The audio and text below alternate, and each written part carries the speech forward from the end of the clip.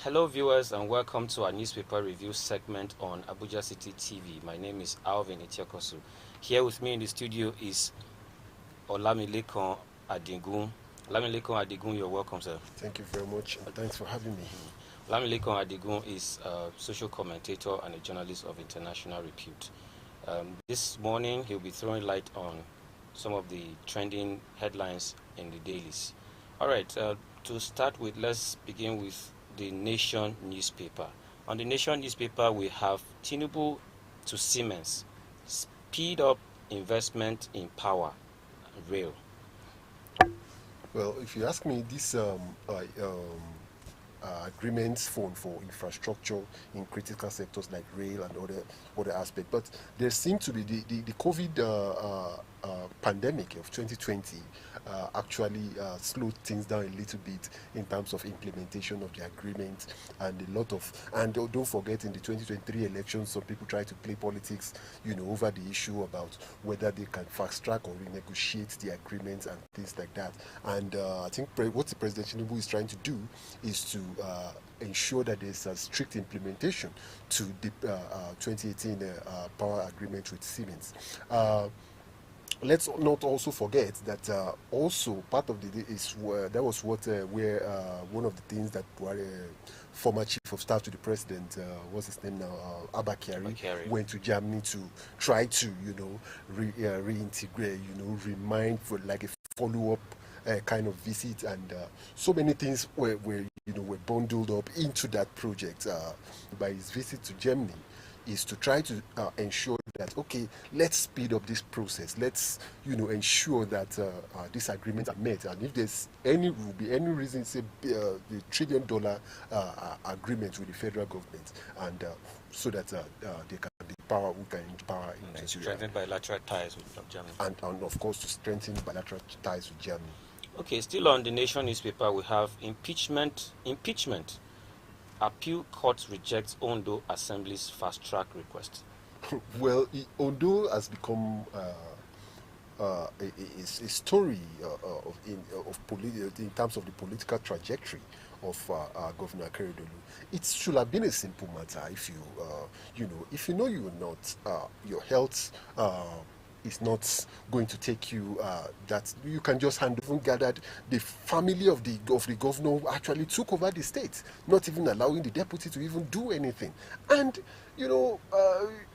it reminds me of the Buhari administration, where where cabal became an issue, where everybody just begin to give orders and things like that. So there should have been no problem if you feel that and this whole thing comes down to the question of transparency and accountability. We don't like accountability in this country. We don't like transparency in this country. There is nothing wrong in being sick or unhealthy. What is wrong is trying to hide all these things and especially if you're public officials. Why is it so difficult for politicians in Nigeria to perhaps resign their appointment, or just make it part of the nation? In other climes, like in the UK, that is why if you show a sense of unpopularity. But in the case of Nigeria, we have had situations where governors, even when they are on the sick bed, even when they are they are terminally ill, wants to stay put. And the problem is not always with the officials themselves, it's always the people around the officials who just feel that any associate of the governor, these are positions that bear no semblance to the provisions of the constitution, but people just want to be associated with power, and it's often those around the people, because they would rather see the governor rule even in his grave, than they losing whatever patronage that they are currently getting, and it becomes a do. And that is where most of the problem is. In Ondo, for example, the wife of the governor have been even overbearing, and I learned she went to Imo State, because she's from Imo State, she went to try to control. It's almost becoming I'm looking for the word now. It's almost become flashpoint. Yes. Because I guess at some point I thought the matter was because of gold, that illegal gold mine, and I think Honorable Mr. Dele Alake, for Minister for Steel, Solid Minerals, has tried to, put a regulation on this illegal mining, as because where do the money for funding of this banditry, it requires a lot of logistics, to carry out these actions. And many of these actions, and that's why President Buhari declared in July 2021, declared a no-fly zone on Zamfara State when this problem became a national menace, And a lot of people thought that if Yari leaves, former governor of Zamfara leaves, that this problem would be a thing of the past. Unfortunately, we had Mutawale. Mutawale, also suddenly found himself somehow in bed with some of these problems. He left, and we have Governor Dauda. Again, we are still having this problem. The question, I think the time has come for the security agencies to ask themselves, at the national security, what is happening really in Zamfara?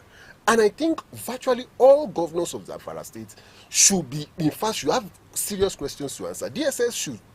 There is something in that Zamfara that is bringing out this banditry that nobody is really talking about currently. But otherwise, I don't see any sense in in all this. Every day you hear of banditry, kidnapping, some girls.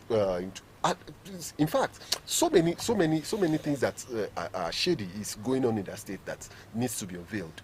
Okay, still moving on. We're still on the leadership newspaper. We have hardship lingers as states defend 180 billion naira palliatives.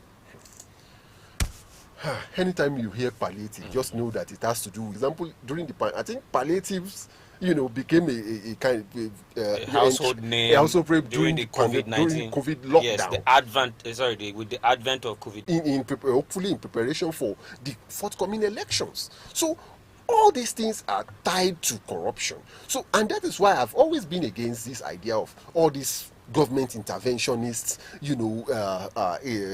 short-term solutions to problems where, let's just dish out these things to states. Look, during the lockdown, they were told that we have 774 in jobs, direct. We never heard anything about 2 children in their houses. When they were food. I mean, I don't get. So all these things, if you look at it, it has so many, and we are talking about. And I think somebody should really, really do an investigation into how much has been really spent, how much really got to the people, to the affected people, because we are talking about, and this is a country, we want to do all this kind of thing in a country that has no national credible database. Yes, it's disheartening. Okay, let's move on to the New Telegraph. Here we have a screaming headline: insecurity, reps demand extra security for schools. Well, the reps that made this call and it shouldn't. We don't need the National Assembly to make this call. We have the Safe School Initiative that was launched in 2012, 2013. That was after the Chibok scenario. Chibok girls were about 200 were kidnapped in Borno State. So we don't need to make that. Why shouldn't be if you have so many children in this era where people? I remember when I was in secondary school. Many people go from their homes to school. Nobody.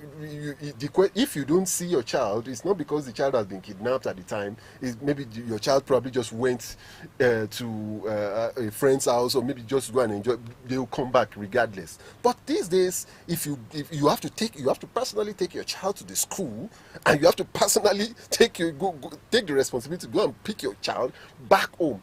It's that bad now. But a situation like this needs it calls for total reflection. You don't need a call to security agents has all this data. Schools, you need at least the era of protecting schools with old gatesmen, maybe retired. I think we should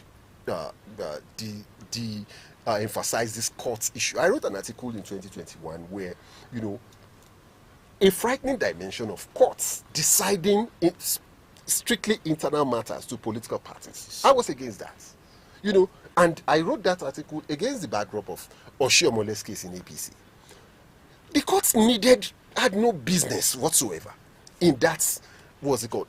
And even if maybe, let's even give it that, okay, the court had, some people brought the matter to court, the court were on their own. I hear the argument that the court, hey, if you remove Oshiomole, that, Oshiomole is sitting on the position illegally, fine, I agree with you.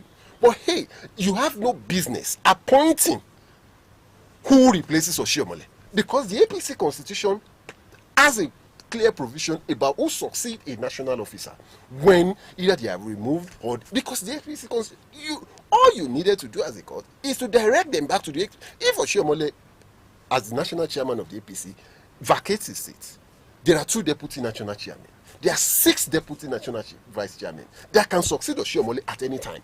But we had this argument. The most senior officer from the South zone. Where is that in the APC constitution? That is not a provision of the constitution. Now, that aside. Now, this matter that, once there is an election, we must go to court. Every election needs not get to court. Exactly.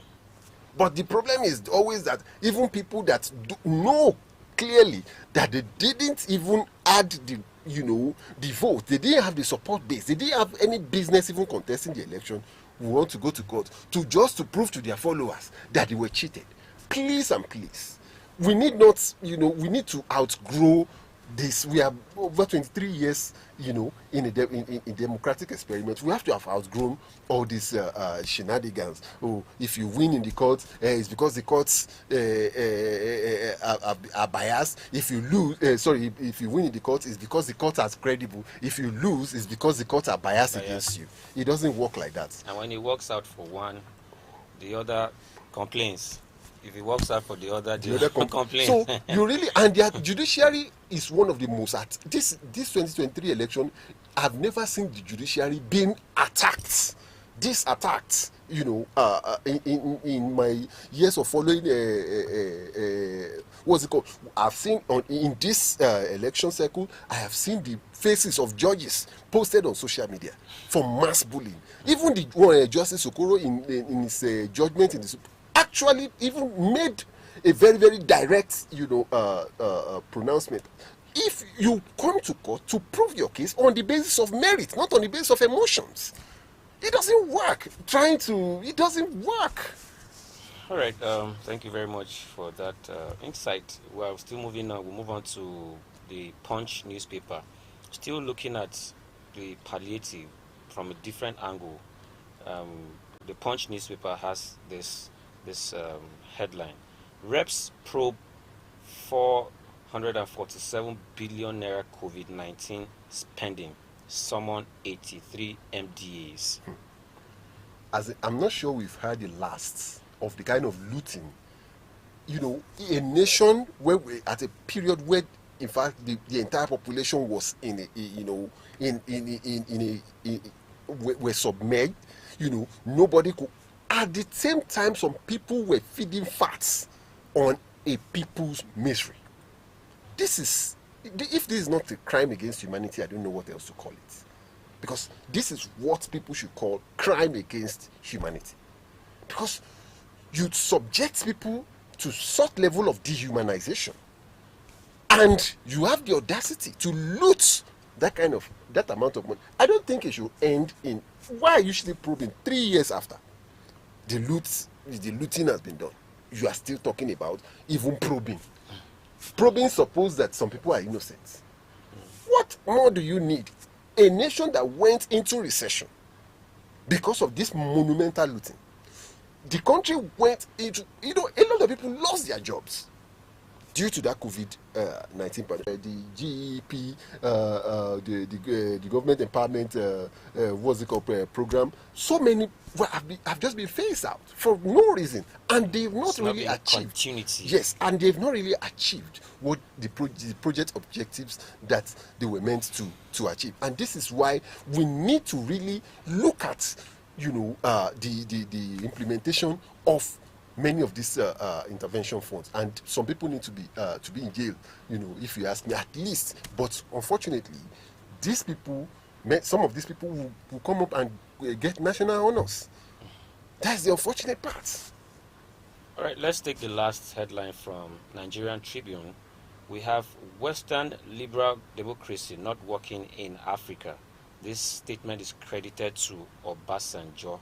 I think Obasanjo is directly speaking to the President Bola Ahmed Tinubu's led administration. Yes, I usually don't agree with General Olusegun Obasanjo, but on this I kind of agree with him, because we cannot continue in Africa to continue to import, all these ideas, hook, line, and sinker, and hope that they will work. In Europe, they have their own political culture, because political development is a product of years of culture. But things you are not used to, things you are not used to, you just suddenly import it and you want to sing through. For example, I don't eat chocolate, and you want to force it through my nose. How do you want to do it? I'll just look at you. And so Obasanjo is right that this liberal democrat, and unfortunately, when the fight against the military rule, people understand the human, because I'm a black man, I'm an African. You can't bring European values and just say I should just overtake it overnight and everything should be fine. Without any structural intervention, it's not going to work. So I agree with Obasanjo that this liberal democracy thing is not. And Africa must find a solution.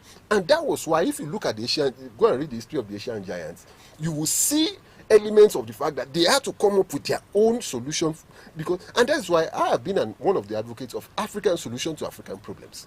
You have to be able to, let's find the African dimension to all these things. Democracy can work, but we have to find the African dimension to it, and that is why we agree with General Olusegun Obasanjo on his assessments. Okay, that's been a very wonderful insight there from Olamilekan Adigun. Thank you very much for coming on the show. You've given us an elaborate analysis on some of the screaming headlines from the dailies today. Okay, let's take a breather. When we return, we'll be looking at sports. Don't go away.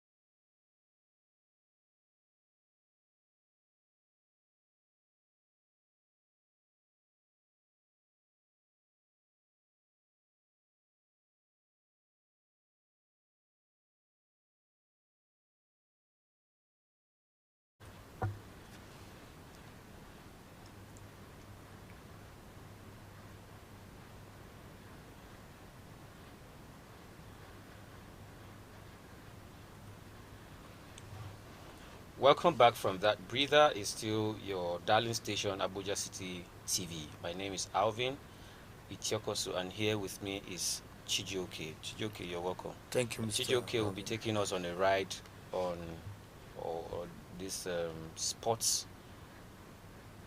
With Chijioke, a lot has happened in the world of sports lately, and we have some screaming headlines here on sports. So let's look at Odezi, this headline here. Odezi, why Boniface Awoniyi failed to deliver goals. Udeze is an ex-footballer. He was actually one of the shining stars for the Super Eagles during his time, so he knows a lot about football. But I think the problem with the Super Eagles has to do with the coach and the players. I think there's a lack of commitment in the team, and it's affecting the team a lot, because I see no reason why we have players like Boniface, Awoniyi, Iheanacho, and these are Fighting a losing battle to keep Ndidi and Iheanacho. Before, when they got relegated, Leicester City got relegated last season to the English Championship. That's the second cadre of the English football. So I think, and right now, those players are doing in a very good form right now, and they is doing very well. Iheanacho is scoring goals. I think in the next transfer window, there's a likelihood that Iheanacho or Ndidi, one of them will leave Leicester City. Well, that's not a good one at all. That's not a good one for the club, because Alright, those are so- important players in Exactly. Leicester City. So coming back home, Chijioke, this statement is credited to Rangers coach. Table team in the country, so losing to Katsina, that's not a good one. I think they need to do better. They really need to do better. So there's another one here. 5 reasons why Pesero must be. Interview for the position of Zamalek coach, and which is very, very wrong. As a coach of the Super Eagles, you shouldn't be eyeing something else. You should do better to make your team go far. Now we've gotten 2 points. The first match against Lesotho, we had a draw. The second match against Zimbabwe, we had